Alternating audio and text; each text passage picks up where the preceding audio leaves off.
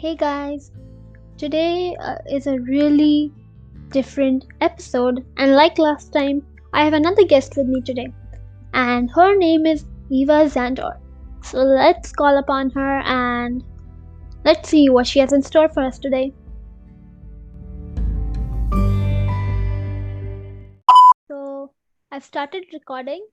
So, first of all, I would like you to introduce yourself to our fellow listeners so that they know who you are and what made you start writing. Okay, hello, I am Ava Sandor, and I just wrote a comic fantasy novel called Fool's Proof, which is available just about everywhere. And up until I wrote this novel, I did write, but what I wrote was mostly things like advertising. I'm an illustrator. I have a business where I train people how to use Adobe Creative Suite software. I'm kind of a hired gun. I'll draw you whatever you need. I will write all kinds of typical advertising type things that I wrote in the past: brochures, product inserts, advertising. The most fun thing I think that I used to write was radio spots, so radio advertisements, and that was like a mini tiny little invisible movie was what they were. But I decided to write this novel, and it's been just a really, really fun journey. And it's a humorous book, so if you like that kind of thing, I think you'll have a fun time reading it. That's really nice. So, could you tell us more about your book and how it came into being, like how you got your ideas? Mm-hmm. Okay, so what I was trying to do when I wrote this book was just create something. Well, let me back up a little bit. The art that I do is really, really specialized, and it's not something that the public really sees. I do have one project that the public can really see, and it's for Amtrak. It's a whole bunch of banners all around the outside of Union Station in Chicago. That you can see my art. But the rest of it is very internal for clients. And I don't see ever being able to repurpose one piece of art more than once. And I was thinking of the future, like what would happen if my eyesight ever went bad? Or how do, for instance, musicians continue to make a living from their creative output? And what they do, of course, is that they record something and then they're able to use it for more than one thing. They can sell a piece of music again and again. They can make a Broadway play from it. It can be in the soundtrack of a movie. It can be in ads. They're able to take their intellectual property and make it work for them throughout their life. So Yes. since I was a writer, yeah, I thought to myself, maybe what I ought to do is write fiction, write something just completely out of my imagination. And what I did was I started out just, with a couple of other completely different ideas. And then I started to write something that was just a little bit of a funny sketch of a character who is a jester. And he tries to trick a lady who's riding in a sedan chair into giving him a little bit of money. And she turns the tables on him and lets her pet cheetah jump out of the sedan chair and chase him away. And for some reason, that was just funny to me. It just made me happier to write that than any of the other things that I'd been trying. So I went ahead and I wrote a novel. And the story is, on the back of the book, the blurb that's at the back of the book basically says, former royal fool Malfred Murd let himself get disgruntled, disgraced, and dismissed. Now a penniless exile whose self-appointed magpie advisor, Corvinalius, is leading him further into perdition day by day. Fred takes a gamble that might win back a little of his former glory. All he has to do is trick a sweet, batty old lady into thinking he can work magic. But the lady is Dame Elizabeth de Welland, proud ruler of a technologically advanced country that's poised between survival and destruction. Sweet she may be, let me say that again. Sweet she may be, but she's also armed, deadly, and crazy enough to drag Fred along with her on the desperate rescue mission that will decide the future of her people. Wow, that's amazing. I really Oh, want to read that book. I hope you do. I really would Yeah, love it if you so did. I signed up.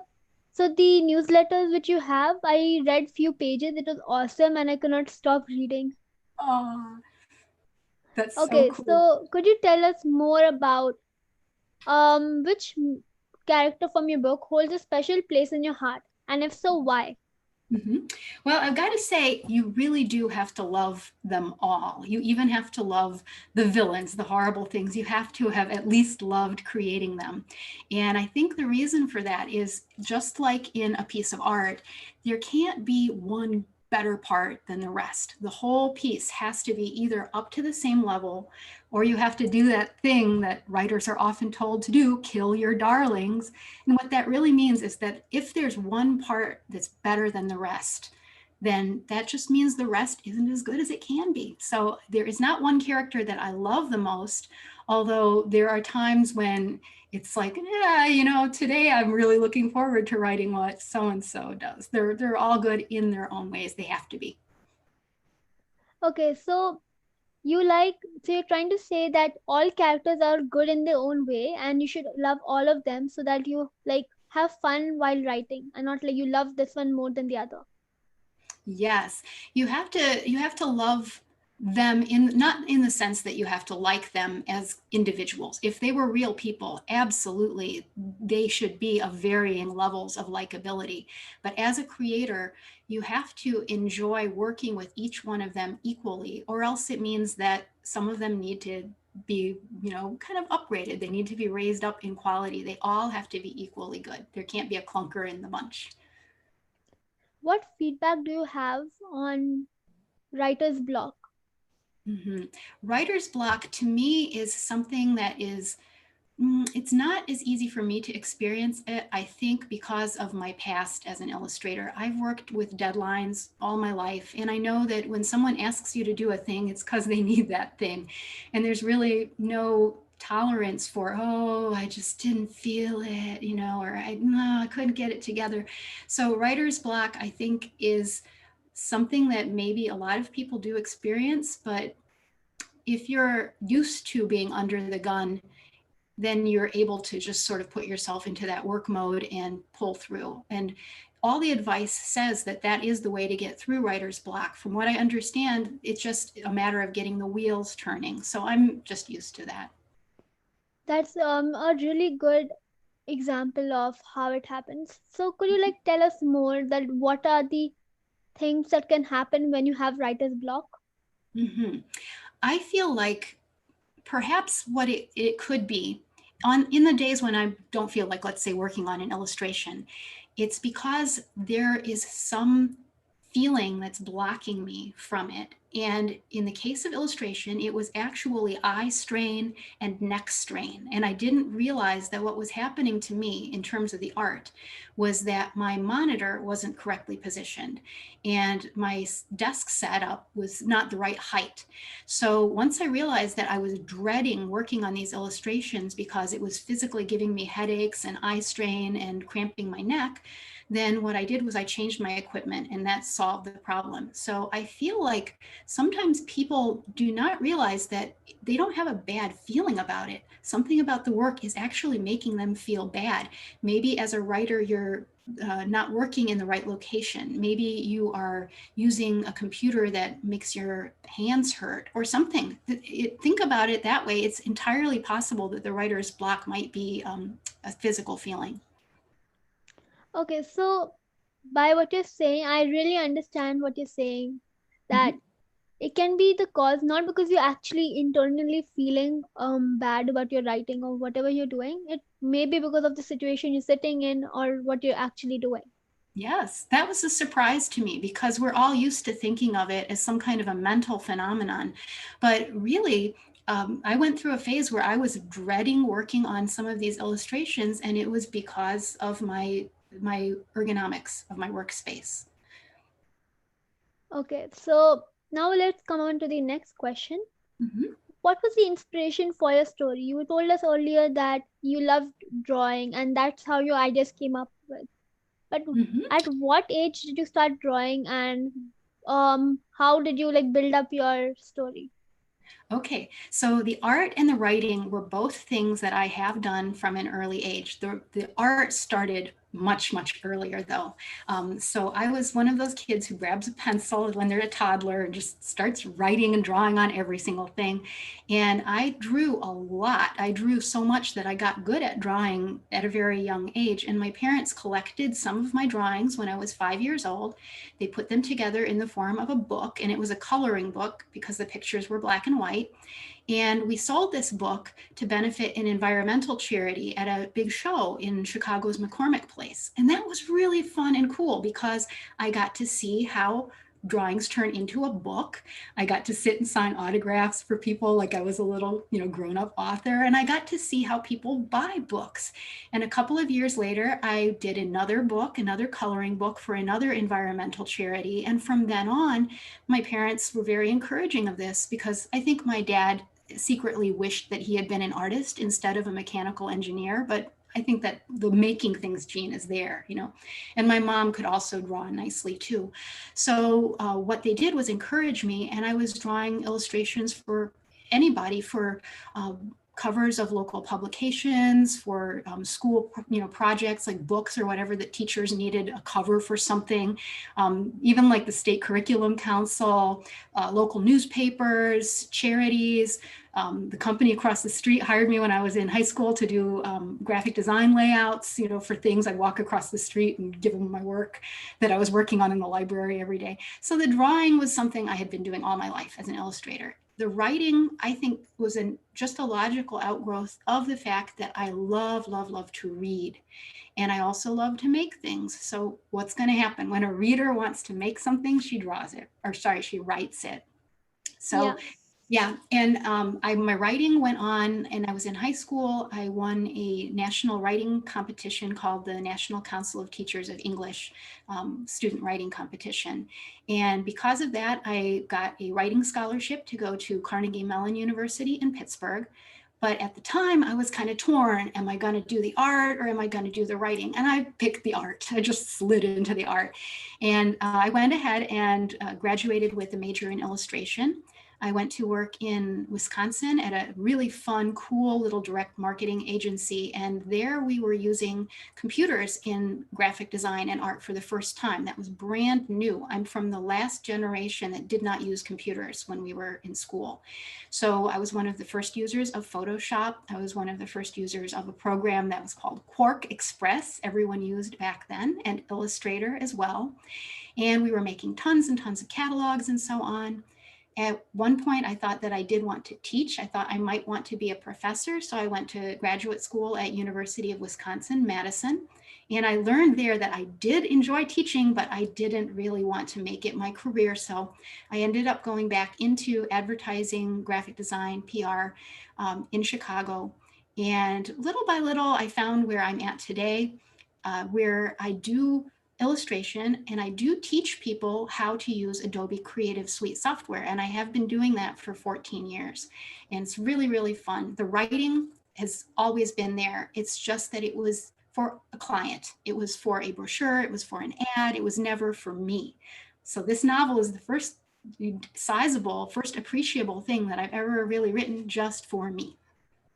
That's amazing. So, could you tell us more? Like, did you do all three professions at once? Yes, and I Art, writing, and teaching? Yes, I did.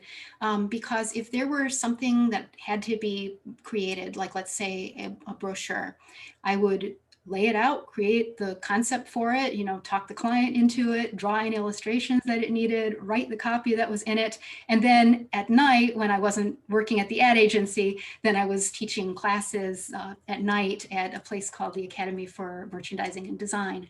So yeah, I did do all three. I've always done all three. And no one ever asked me about that before. I didn't even think of it, but that is how it is.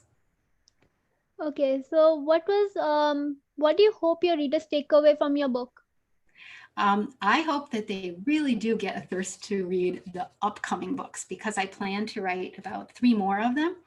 But the other thing that I really hope that they take away is the love of colorful language that I had when I wrote this myself. I'm a fan of an author called Patrick O'Brian, and a lot of people really enjoy Patrick O'Brian because they like sailing ships, or they like that age of exploration.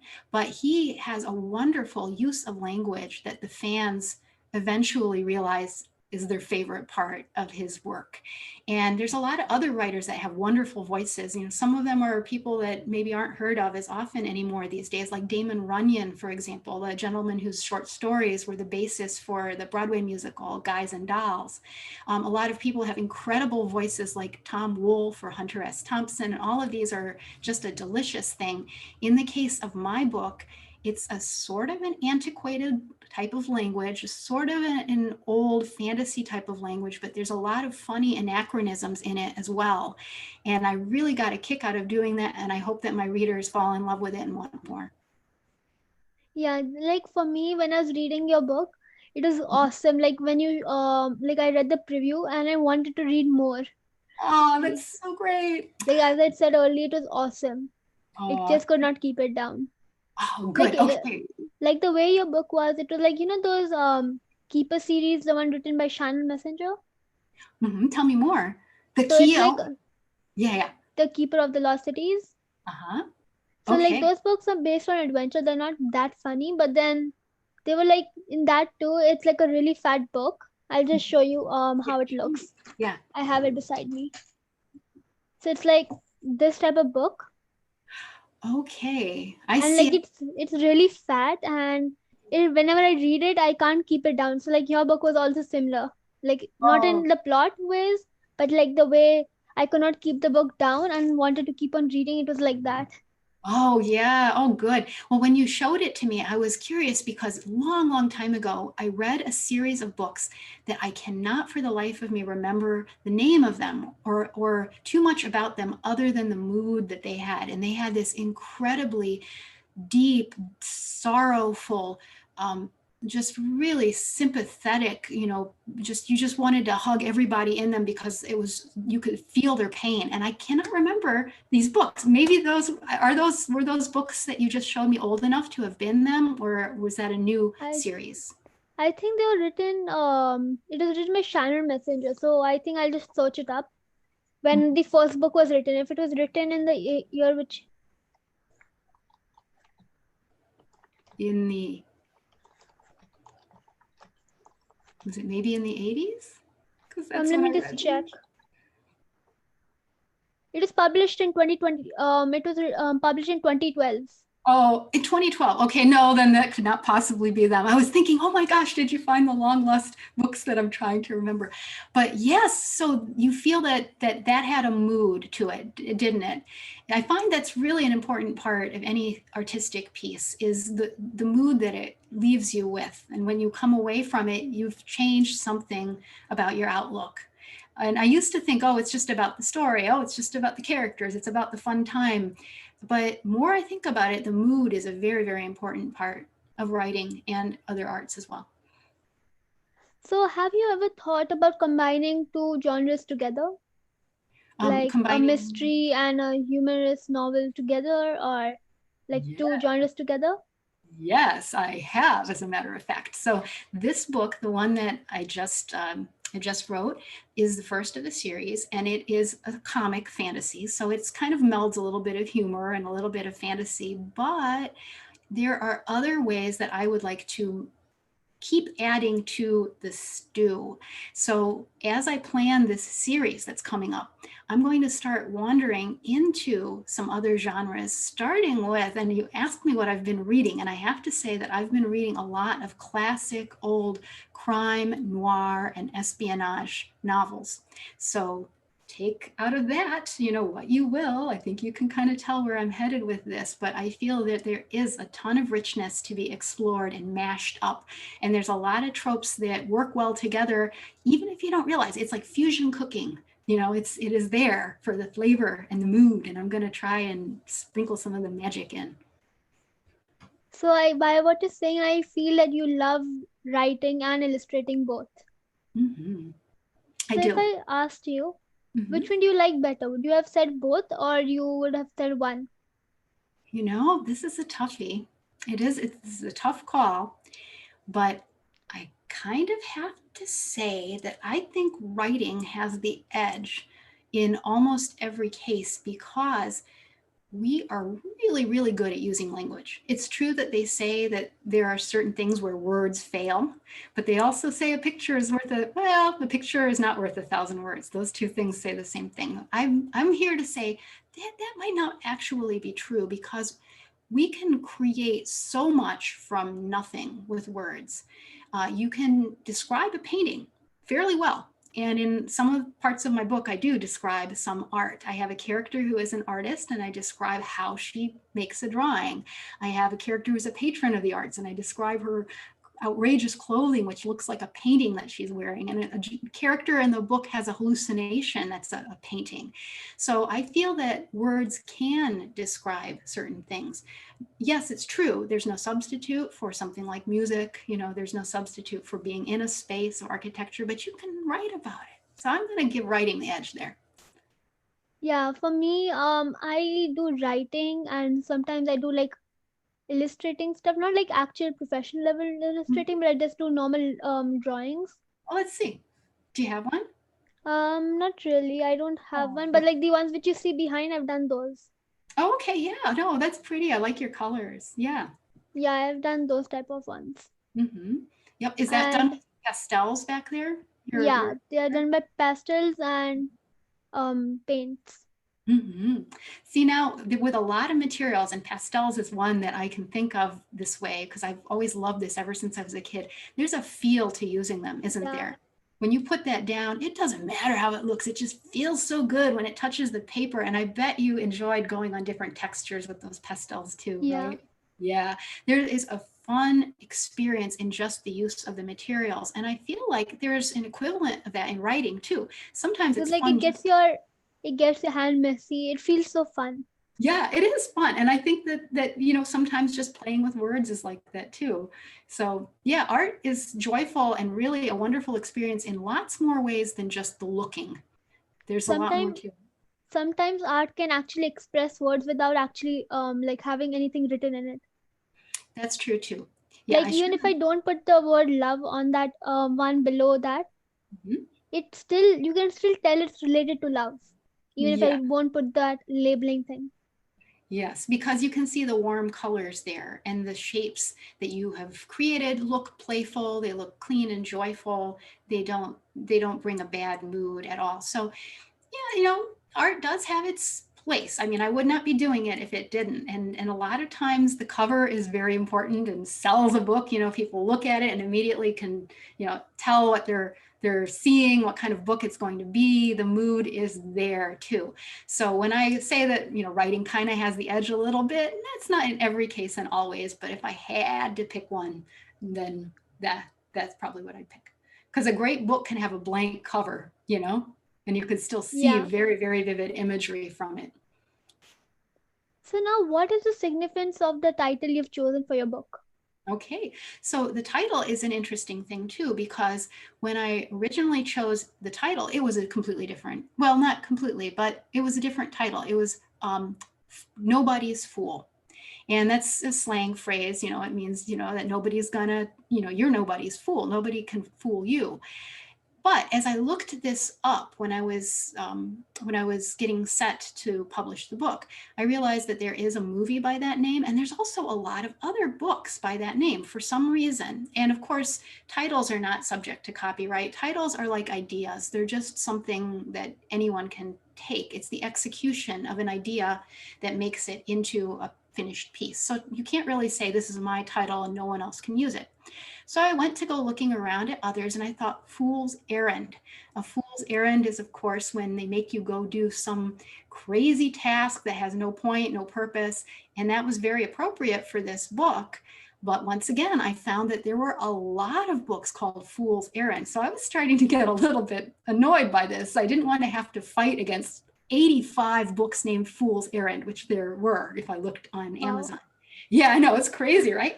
So then I thought, foolproof. And I'm like, yeah, something about it's not quite right. And there are a lot of books called that too. And then my husband, because he is also, a creative person, he would deny it, but he is. And he said, fool's proof with an apostrophe. Yes, put an apostrophe, fool's proof. And the more I thought about it, I'm like, yes, that can mean a lot of different things because a proof can be a process by which something is proved, right? It can also be that the fool's, he is going through the process of being proven himself. He can make a proof or he can be approved of, or there's a lot of play in that title. So after that, I put my mind to thinking of more titles with wordplay and apostrophe S's, and I came up with 3 more. And thought for a long time about how these three are going to form a continuous arc across the series, and I have ideas in mind. So the title actually has a little story behind it. I'm glad you asked. Thank you.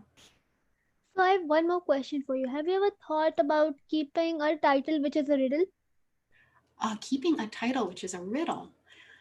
No, I have not. But in a way, these are going to be riddles because the wordplay of the titles that I have in mind, as well as Fool's Proof here, challenge you a little bit to ask yourself, well, what is the significance of that? What in the story makes that an appropriate title?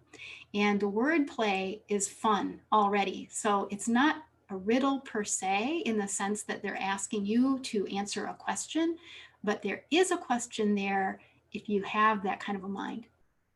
So like it's a question which is supposed to be answered if you understand how the title is. That I have not done. Like literally a question in the title, like who framed Roger Rabbit?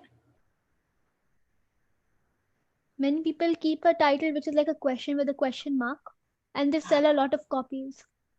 That's an interesting angle. I've not thought of that. See, you learn something new every day. So question titles are big sellers. That's a good thought. Maybe I'll write another series with questions. That would be really fun. Mysteries. Yeah, I'm writing a mystery novel right now.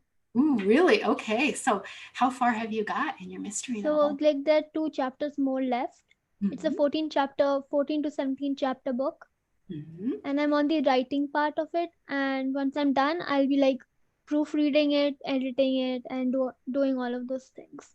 Yeah, that's a fun thing to do. When you're done, you're like, breathe, rest, and then like roll up your sleeves and get in there and treat it like it belonged to a stranger. Just edit the quirks out of it and make it really, really Yeah, sing. That's so cool. Do you outline your mysteries? You kind of have to know where they're going, don't yeah. you? I always outline it. I give myself a brief idea of what's gonna happen, and if I want to change it, I change it in between. But I mostly I agree. stick to the plan. Mostly I stick to the outline, and like since I'm like a plotter, I always like to write down my notes and make it like that. And coming to I the agree. sense of plotter, what type of writer are you? Plotter, Oh, I'm pantser, definitely or Oh, I'm definitely a plotter. I'm going to tell, yeah, I was just like jumping at it to say that is I mean, of course I write things for fun. And of course I write things just for kick, like a page or two that I don't know where it's going, that's like play, of course. But I find that if you don't have an outline, you are going to spend a lot more time on it. You just have to know that. If you're cool with that, some people feel that that's their creative means, and that's fine for them, but I have not got the time to yeah, waste on because pantsing. Yeah. some people they like just to spill their ideas onto the paper and then later edit it all out in the end. hmm You're going to spend the time one way or the other, right? You're going to edit or you're going to plan ahead. But planning ahead goes more quickly, I think, because you don't have to make so many decisions about what's already there. You don't have to spend 10 minutes reading it, then 5 more minutes asking yourself if you want to keep it, 5 more minutes feeling bad about it, 10 minutes finding a way to justify blending it back into what you have. Whereas if you were just Doing that just takes doing all of that without like a plot, without Mhm, plotting is gonna at least take you 1 hour. And that 1 hour which you could have used writing would mhm. be getting wasted by thinking about whether to add something or remove something. Exactly.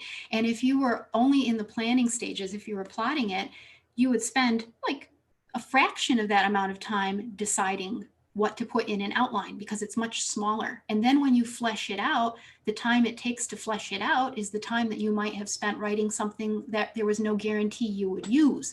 So, yeah, I'm with you on that, plotter Yeah. sister. Yeah.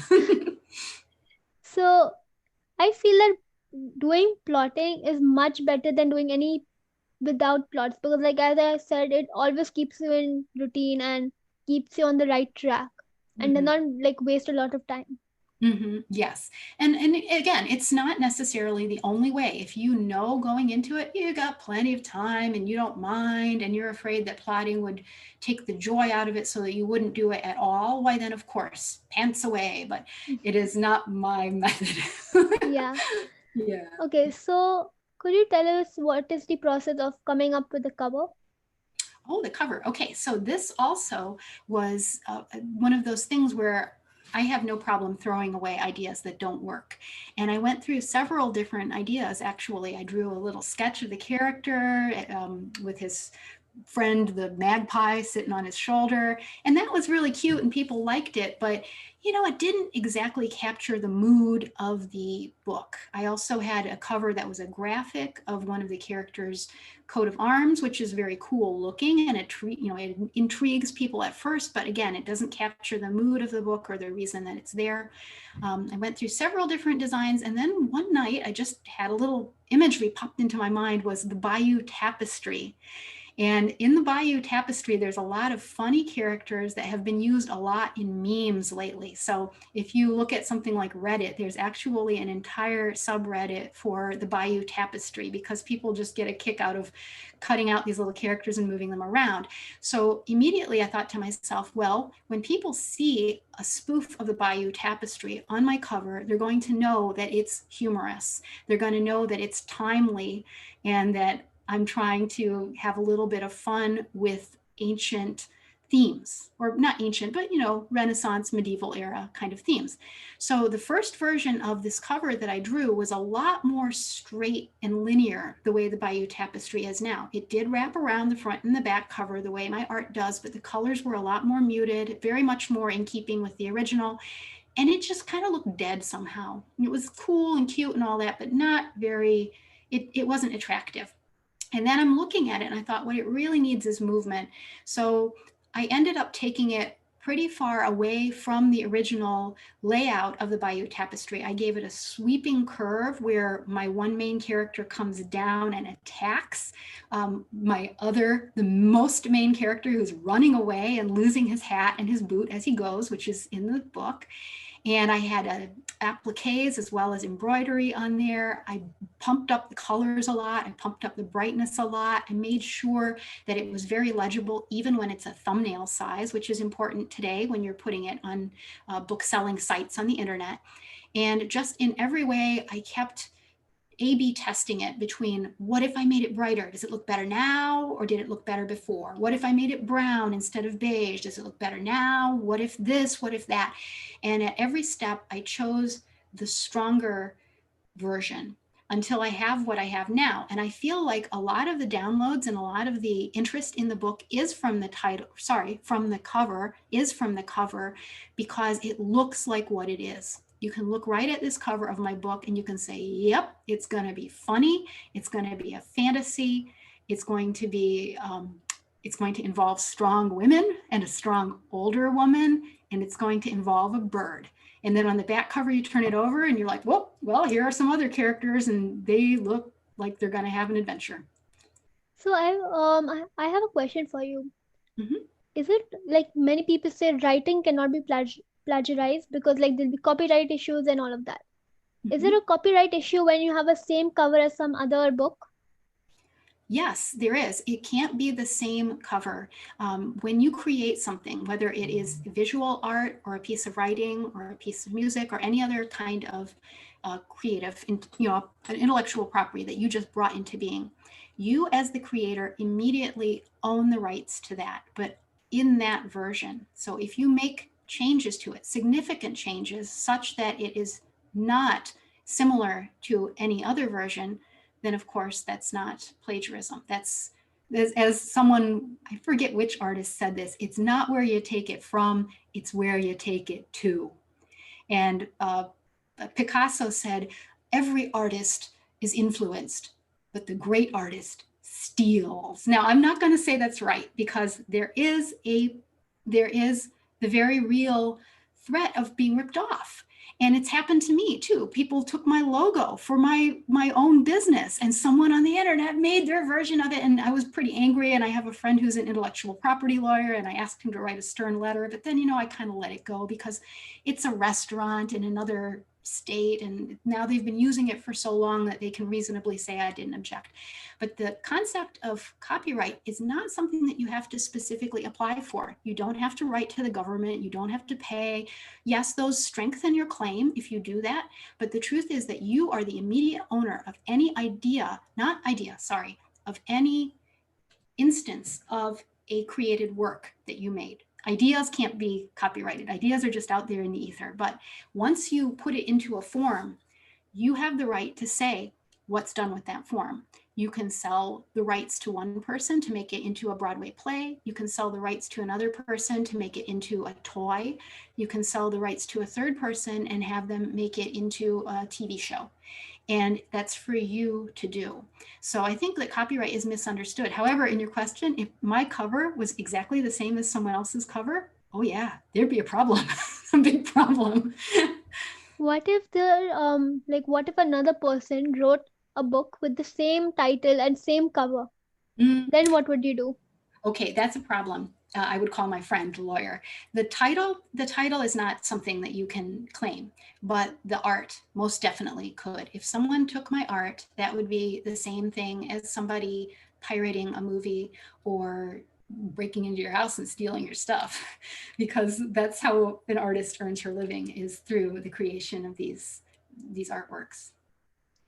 So now I'm gonna ask you one more question. Like Mm-hmm. there are many other questions, but since I had set the Zoom meeting till 1:45, we have to rush things up a little.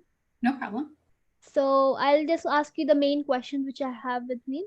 Mm-hmm. So why did you choose that? Why did you choose Renaissance era as your setting?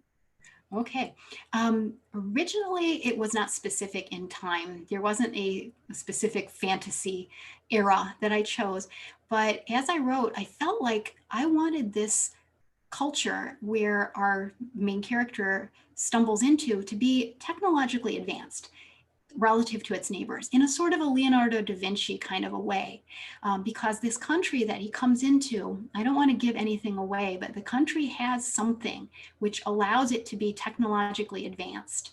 And they've got stuff that just helps the people there do their work. They have all kinds of machines that are automated. They've got things like that. So it's just a natural fit, I think, for a Renaissance type of era. And the setting that I chose to put it in, I thought, well, maybe what I'll do is invent an alternate kind of version of our world, which is kind of similar to our world, but different in many key ways. I thought, oh, how hard can that be? Maybe that's a lot easier than researching something specific like 1940s Los Angeles or whatever. Well, no, it turned out to be that was not easier at all. Actually, I had to research a lot and learn a lot, but fortunately, I love doing that. So I learned about how crime operated back then. I read the Decameron so that I could get a lot of sense of people's stories that they would tell each other and the way social behavior was back then. It was just a ton of fun to do. The Renaissance seemed like a really, really fruitful time for creativity.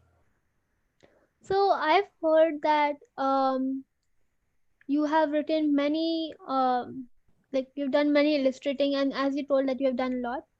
Mm-hmm. So could you tell us that have you ever thought about having your book designs or your books in general to be made into a movie? And if so, what celebrities would you want to be starred in it? Yes, actually. So when I was looking for people to review the books, I got in touch with a lot of really fun and wonderful people from online communities. And one of them had written a few screenplays herself and knew a few people who were involved in that, movie end. And my husband used to be a cinematographer, so he knows people who are still in the movie business, and it was fun for me to kind of think of that with them. They're like, "Oh, yeah, wait till it's a movie or something." I'm like, "Oh, that's so exciting."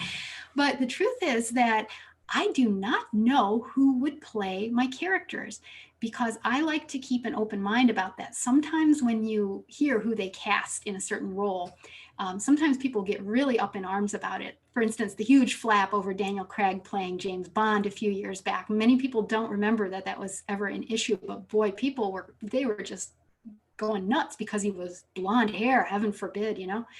But still, when an actor brings something cool and new to it, that is so fun for me. I had a few ideas of what the characters looked like, and I drew a few pictures of them that were more detailed than the ones on my cover. But one of my friends from the online communities actually told me, no, no, no, don't do that, because the readers all have their own ideas and they like to imagine them differently as well.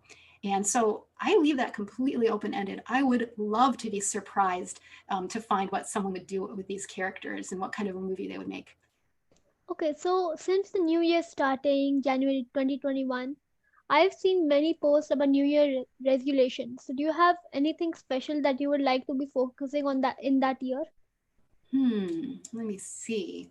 For New Year's, I'm really not sure. I think that, hmm, no, I haven't thought that far ahead, to tell you the truth. I know the new year is coming and, it's only what, a couple of weeks away, maybe less. And I'm only thinking about writing the rest of the books. And I'm thinking I also would like to travel again. That would be nice. I know we all have to wait until this dies down, until it's safe and until we're good. But I've got friends who live in other places in the world, and I would love to go and see them again and just, I don't know, just do those things. Just travel again, keep Means like writing. Yeah. means do normal things like how you would do if the pandemic thing would not be there. Yes, exactly. Although the truth is, I have been very, very lucky to have the kind of work that I can do at home. And I'm really, really lucky to have a nice home and to have a fun husband who doesn't mind being stuck in here with me 24/7. And, I'm very, a lot of other people aren't so lucky. So, yeah, I cannot complain about it. I really should not do that. So have you ever thought about um any um book or quote you would like to relate to? Hmm. Any, any book? What would I like to relate to? Like would you relate, is there any quote you have heard or written that you would like to relate to? A Like your character? favorite, like a quote which represents one of your characters? Oh, a code. Hmm. I'm not sure I understand actually. I'm so sorry, but I don't know how a code relates to my character. A quote. A goat? Can So you like spell we're it?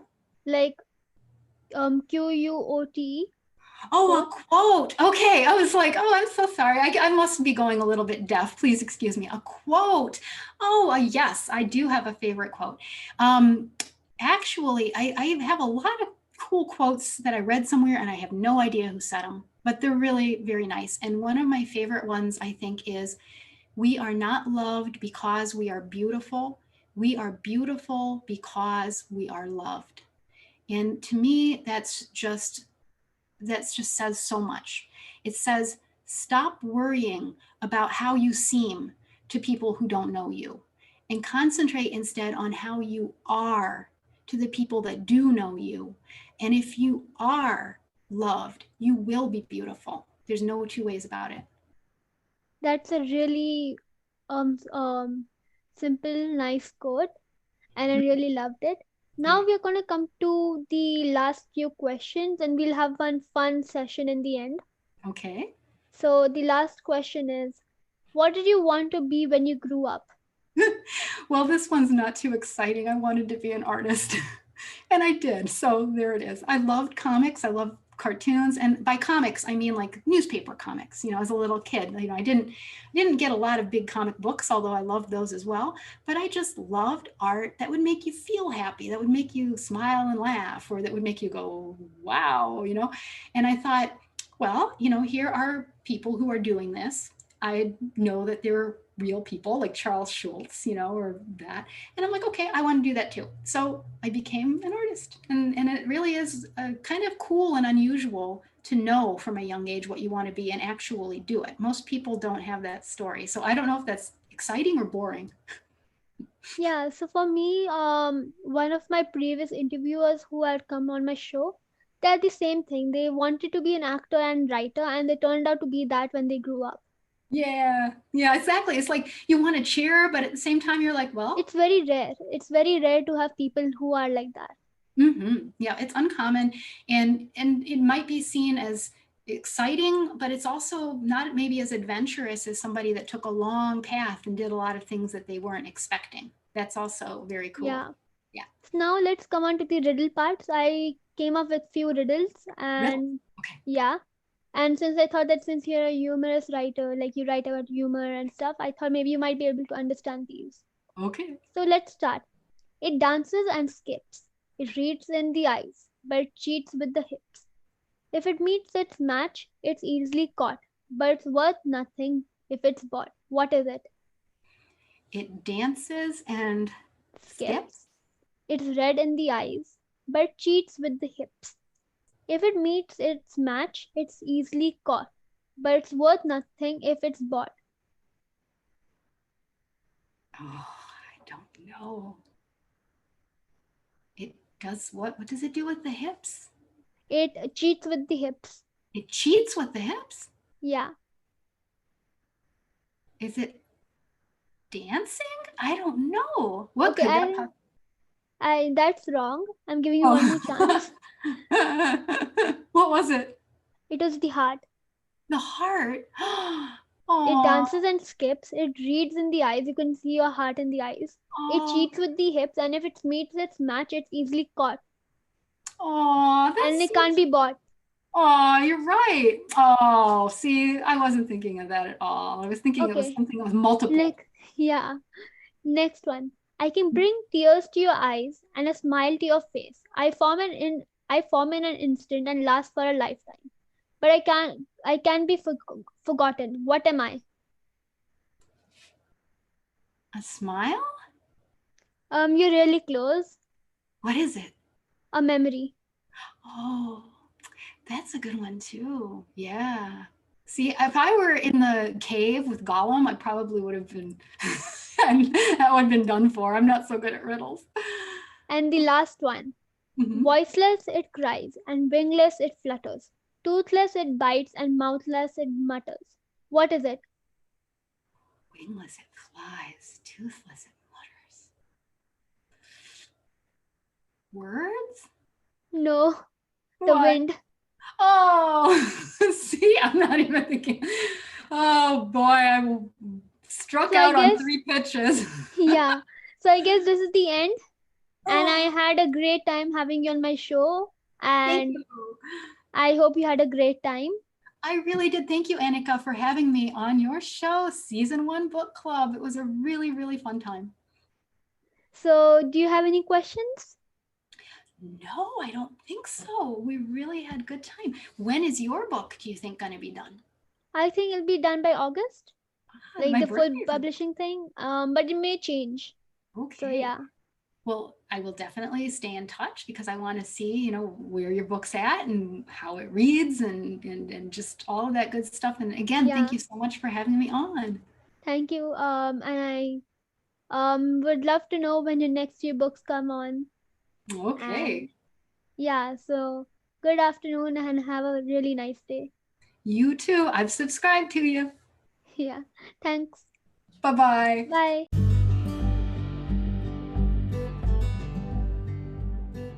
Once again, I thank our guest for being here with us, and I hope you all learned something new today, as life is all about learning new things.